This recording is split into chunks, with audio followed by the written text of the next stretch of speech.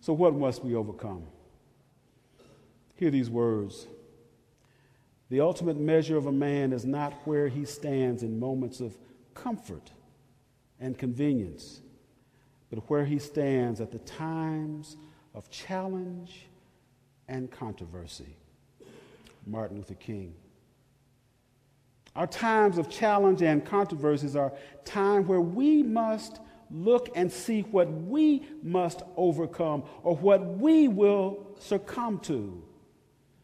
Will we succumb to our aches and our pains? Will we succumb to our financial challenges? We may succumb to fear and doubt or speaking ill of others. And we must be able to know that at all times that we are overcomers. That we are overcomers. Every challenge, every obstacle that comes in our lives are opportunities for blessings if we overcome.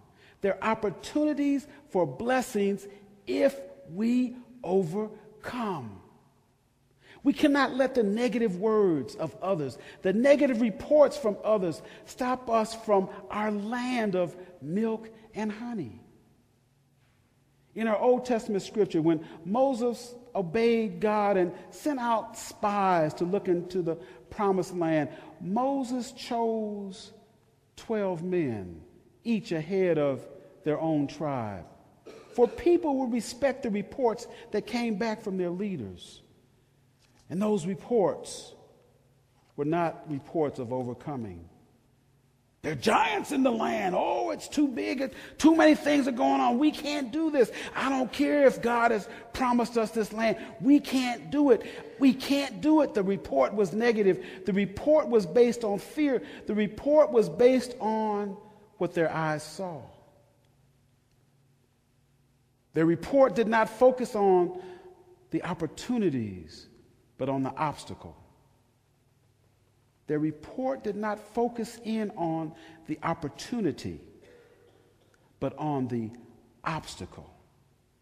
So when your challenges come, when things are presented to you, do you focus in on that? Do you focus in on the ache and the pain? Do you focus in on what the doctors say? Or do you focus in on what the opportunity is? That's our choice. We can choose to focus in on the obstacle, or we can choose to focus in on the opportunity.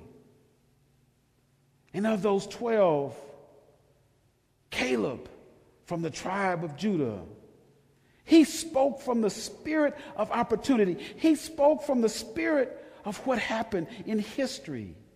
Remembering that God had parted the Red Sea, remembering the 10 miracles that God had performed, remembering that God is with them. So Caleb said, "Let us go at once and take possession, for we are able to overcome it." Able to overcome it? Well, you had 11 other folks say, "Oh, no, we can't do this. You know, we can't do this. We better go back and become slaves again. That's what we ought to do. It's too much stuff going on here now. We need to return to servitude because we can't be a free people. We have to be able to go back because the giants are too big. There's too many obstacles. We can't overcome them." So the people heard the voice of negativity, and the scripture tells us that they cried all night. They had forgotten what God had done. They had forgotten the miracles. They had forgotten because they were so caught up in complaining. So caught up in complaining. Always complain. Oh, woe is me. Oh, this, that, and the other. They had forgotten about the 10 miracles that God had given them. But you see, it only took 4. Moses, Aaron, Caleb, and Joshua. They interceded by their actions and by their words. They stopped complaining and they started believing. So what is it that God is calling you to do? What is it that God is calling you to do? Is God calling you to keep complaining? Or maybe start believing? Do you believe that you can overcome your addiction? Do you believe that you can overcome your miserliness? Do you believe you can overcome your inability to love? Do you believe that you can overcome your health challenges, your fears, your finances? Do you believe that you can overcome? Turn to your neighbor and say this with some fervency. I can overcome. You can. Whatever it is that you're going through, you can overcome.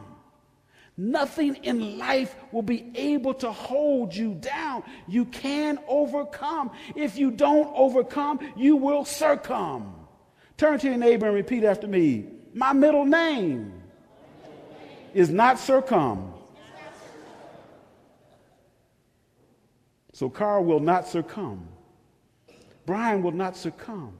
Paula will not succumb. We are not succumbers. We are overcomers. We can do this, whatever this is. But understand, there are a lot of people right now, right at this very moment, that have let whatever life has presented them to push them down. And they walk around defeated as a defeated people. And look at this lesson. Look at the lesson of civil rights. Look at what we're talking about and making this a holiday. A day of celebration, a day to rejoice, a day where many fought this opportunity, a day that we had to come forth and say, no, it is wrong to discriminate. But hear this, and don't miss this point right now. There's a lot of discrimination in our Bible, and we don't even see it. So I'm going to help you to see the biblical scholarship of this. Do you understand that the story of the Good Samaritan that we put in today is a story of racial discrimination? Do you understand that the Samaritan people were people of color? Do you understand that the Jews had nothing to do with them because they were people of color? So it's a story of overcoming. It speaks to the blessedness of overcoming. So don't let bad reports stop you from believing.